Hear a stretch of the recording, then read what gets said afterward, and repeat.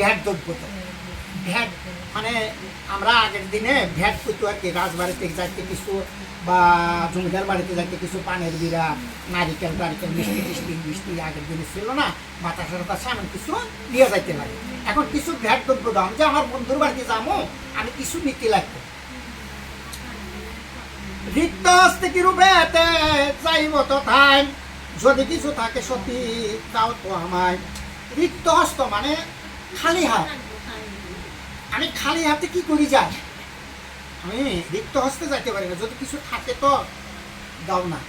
এখন সতী নারী হ্যাঁ তো জানে যে ঘরে কিছু নাইও, হ্যাঁ স্বামীও জানে ঘরে কিছু নাই, এখন কি করা, কিছু তো নাই স্বামী